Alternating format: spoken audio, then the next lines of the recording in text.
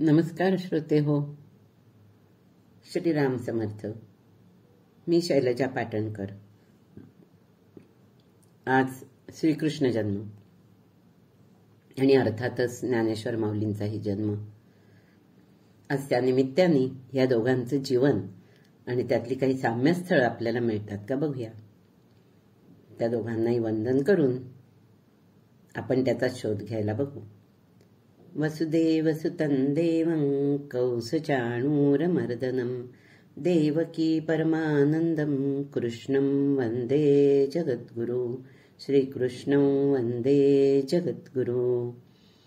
आदौ देवकी देवगर्भजननं गोपीगृहे वर्धनं मायापूतनजीवितापहरणं गोवर्धनोद्धारणं कौसच्छेदन कौरवादिहननं कुन्तीतनूजीवनम् एतद्भागवतं पुराणकथितं श्रीकृष्णलीलामृतम्.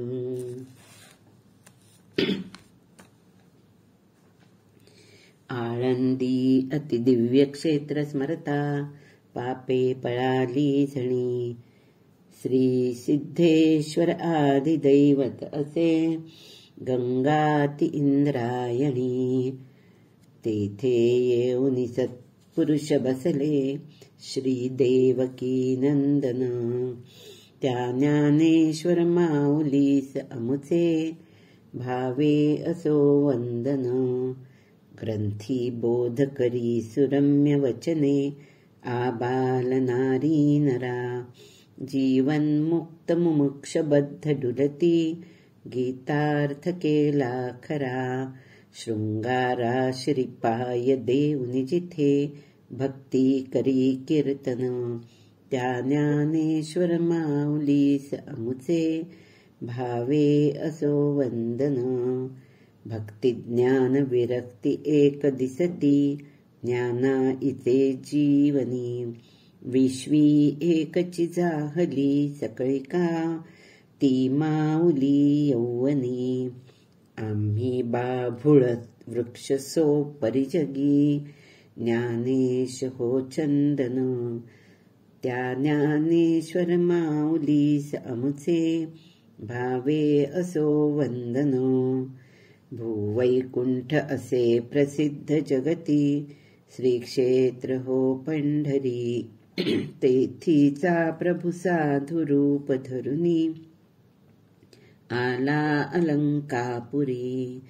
आनंदी अतिदिव्य थोर यतिहा त्याचे करी चिंतन.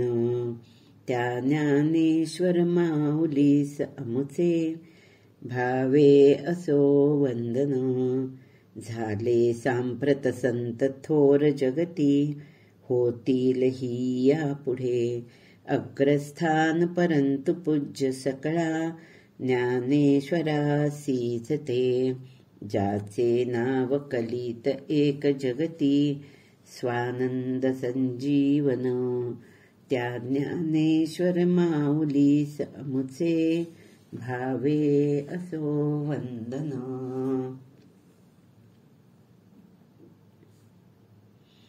या दोघांनाही सादर वंदन करून आपण आता कथाला प्रारंभ करूया.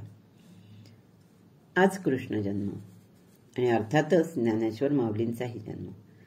जसं श्रीरामाचे भक्त समर्थ रामदास स्वामी यांचा जन्म त्यांचा आराध्य श्रीराम यांच्या जन्मदिनी आणि वेळेसच झाला आणि हा एक ईश्वरीय संकेतच होता त्यांच्या पुढील कार्याचा. अगदी तद्वतच माऊलींचा जन्मही त्यांचे आराध्य श्रीकृष्णाच्या जन्मदिनी आणि त्या वेळेसच झाला. श्रावण वद्य अष्टमीस मध्यरात्री. श्रीकृष्णांचा हजारो वर्षापूर्वी तर माऊलींचा शके 1197 म्हणजेच इसवी सन 1275ला. जन्मदिनी जन्मकथा करावी असा संकेत आहे. तेव्हा आज आपण दोघांचे जन्मकथा जीवन त्यात काही साम्यस्थळ आहेत का हे बघूया. खरं तर ह्या जन्मकथा आपणा सर्वांना माहीतच आहे, तरी त्यांची गोडी मात्र अवीट आहे.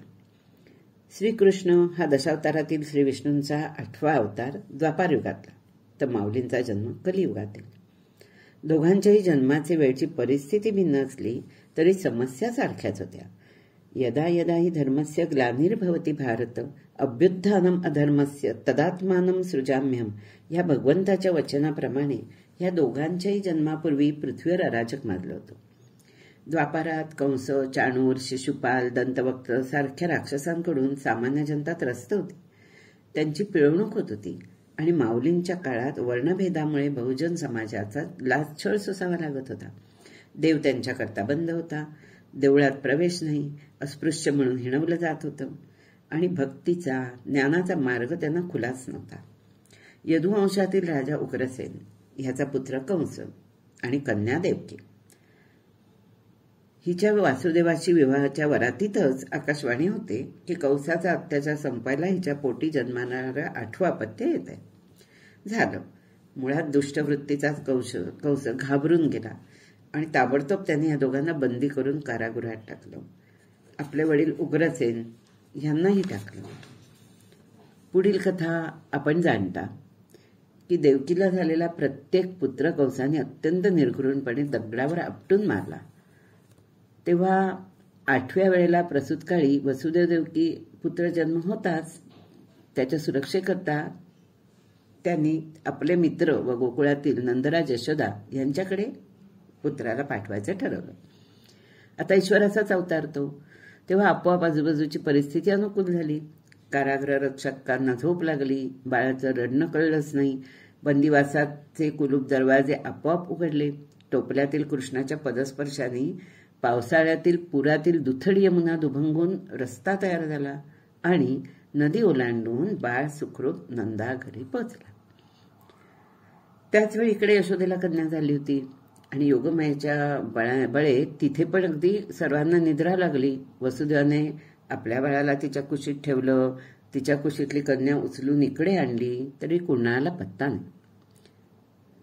दुसऱ्या दिवशी पहाटे कन्याप्राप्तीचं वृत्त कंसाला कळताच तो धावत आला. 8वा पुत्र नव्हता, कन्या कशी झाली?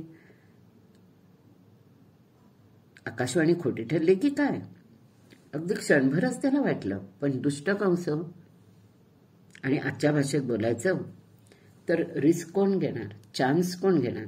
त्यामुळे त्याने ठरवलं हिलाही मारायचं. म्हणून तो तिला दगडावर आपटणार. इतक्यात ती हातातनं निसटली आणि परत आकाशवाणी झाली की तुझा वैरी गोकुळात सुखरूप वाढत आहे. आता गंमत बघा. आधी आकाशवाणी झाली, त्याला घाबरवून सोडलं, त्याने अगदी प्रॉम्प्ट ऍक्शन घेतले ना स्वतःच्या संरक्षणाकरता. आता ही आकाशवाणी झाली तर त्यांनी स्थान पण सांगून टाकलं. गोकुळ कुठे वाढतोय गोकुळात, गरज होती का? म्हणजे अजून काही काळ तो शोधतच फिरला असता. रामायणामध्ये सगळ्या वानरांना दशदिशा शोधायला लागल्या, सीता कुठे गेली कुठे गेली, कोणीतरी मार्गात सांगत गेलं नाही का? पण इथे आकाशवाणीतच सांगितलं गेलं की तो गोकुळात सुखरूप वाढतोय. झालं. मग कंसाला तिथं पोचायला वेळ काय? त्यामुळे बालवयातच कृष्णाच्या छळाला सुरुवात झाली.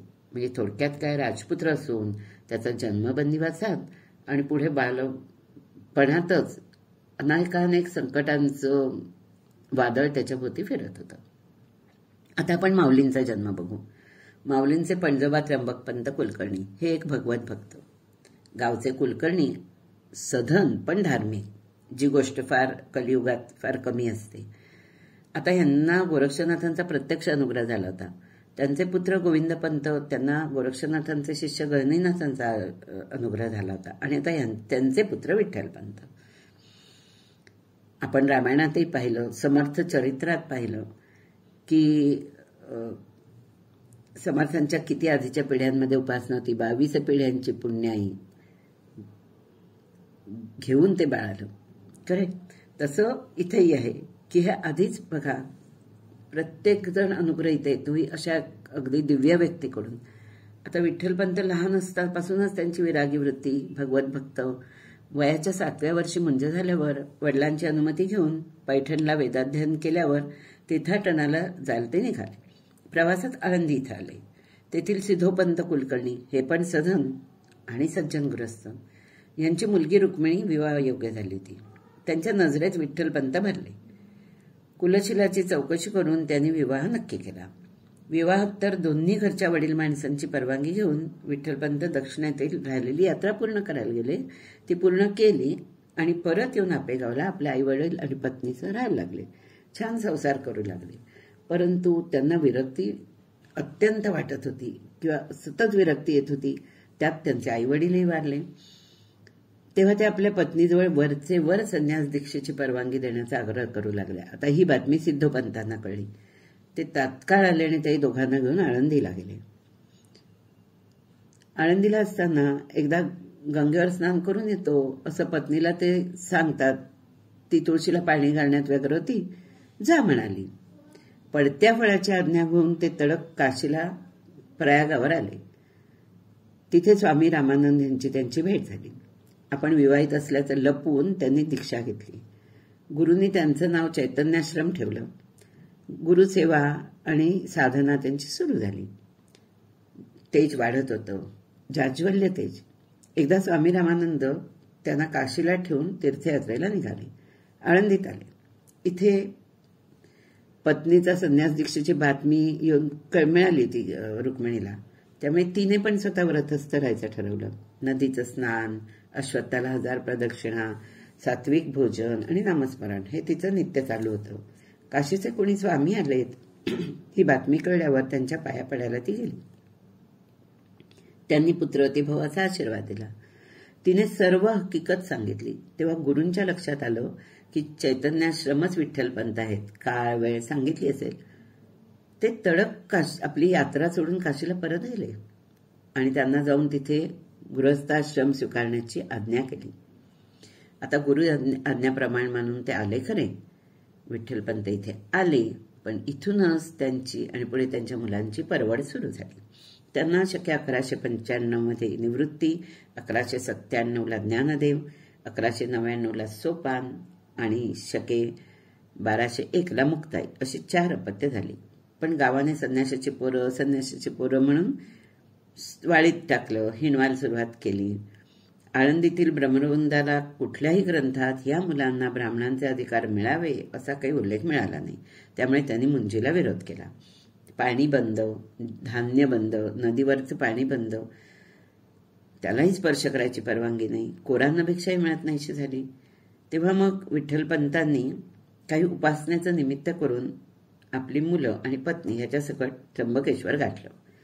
तिथे रोज देवदर्शन, ब्रह्मगिरीला प्रदक्षिणा असा त्यांचा उपक्रम सुरू झाला. याच वेळीच प्रदक्षिणेत एकदा निवृत्ती हरवला. त्याला एका वाघाने दर्शन दिलं होतं आणि घाबरून जो तो पळाला तो एका गुहेत आला. तिथे गैनीनाथ होते. त्यांनी या मुलाला पाहिलं आणि आपणहून त्याला अनुग्रह दिला आणि श्रीकृष्णाची उपासना करायला सांगितलं. असे जेव्हा सिद्धजीव येतात बघा ना, गुरु त्यांना आपणहून भेटलेत येऊन आणि आपणहून अनुग्रह दिलाय.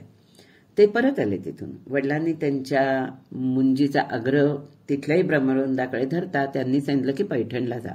आमच्याकडे काही ह्याचं उत्तर मिळत नाही कुठल्याही ग्रंथात. आता ह्यांनी काही प्रायश्चित्त आहे का हो असं विचारलं त्र्यंबकेश्वरातच. त्यांनी सांगितलं प्रायश्चित्त ना आहे ना, तुम्हाला दोघांना देहांत प्रायश्चित्त. ते घरी आले. उभयतांनी मुलांचं कल्याण व्हावं, मुंजी होऊन वेदाध्ययनाचा अधिकार मिळावा म्हणून आत्मत्याग स्वीकारला आणि एका रात्री मोठ्या निवृत्तीला, जो फक्त 10 वर्षाचा होता, एक चिठ्ठी लिहून धाकट्या भावंडांच्या सांभाळायची जबाबदारी देऊन थेट प्रयाग गाठलं आणि देह विसर्जित केला. इथे जबाबदार निवृत्तीने ज्ञानदेवाला अनुग्रह देऊन तीच उपासना दिली. त्यांना गैनीनाथांनी श्रीकृष्णाची उपासना कर सांगितलं होतं. ह्यांनी ज्ञानदेवांनाही तीच उपासना दिली आणि अगदी इथूनच माऊली आणि श्रीकृष्णाची नाळ जुळली. ती इतकी की गुरुकृपेने त्यांनी श्रीकृष्णाने सांगितलेल्या 700 श्लोकी भगवद्गीतेवर, जी त्यावेळी संस्कृत भाषेच्या पिंजऱ्यात अडकल्याने सामान्य जीवांना अप्राप्य होती जणू, त्यावर 9000 ओव्यांची प्राकृत टीका केली. ती म्हणजे ज्ञानेश्वरी.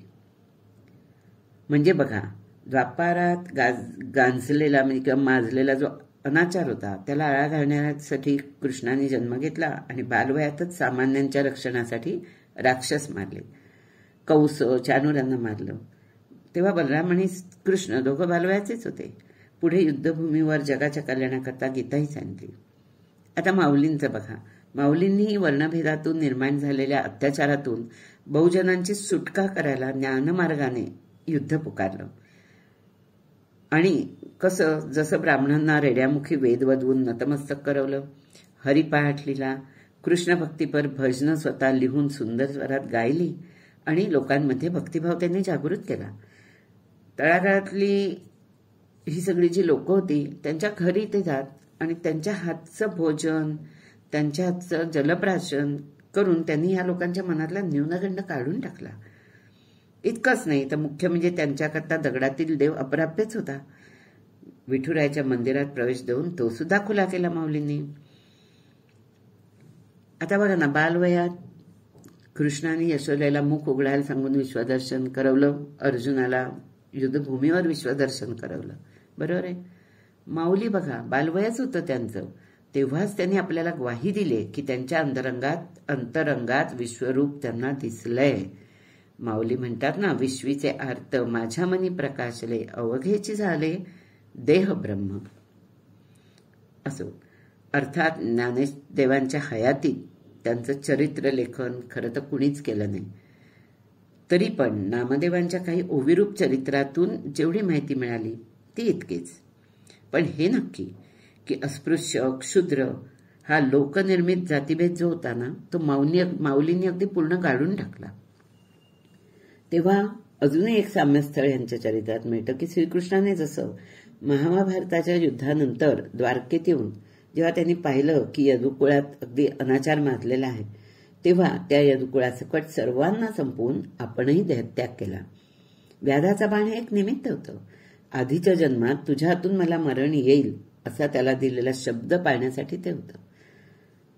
तसंच इकडे समाज जागृती आणि विठ्ठल भक्तीचं बीज रुजल्यावर श्रीकृष्णाने गीतेत 4थ्या अध्यायात चातुर्वर्ण्याचा निर्माता मी आहे, गुण व कर्म विभागाने ते मी निर्माण केलेत असं आपल्याला सांगून सुद्धा बघा काही त्यावेळच्या उच्च धर्मीयांनी आपलं महत्व केवळ वाढावं म्हणून इतरांना क्षुद्र करून त्यांना आपल्या सत्तेत ठेवलं, आपल्या सेवेत ठेवलं. अशांना माऊलींनी सन्मानाचं आयुष्य देण्याचं, ज्ञानाचा अधिकार देण्याचं फार मोठं कार्य केलं. पण ते संपल्यावर वयाच्या अवघ्या 21व्या वर्षी आपलं अवतार कार्यही माऊलींनी संपवलं आणि शके 1218 इसवी सन 1296 मध्ये कार्तिक वद्य त्रयोदशीला माऊलींनी संजीवन समाधी घेतली. श्रोते हो,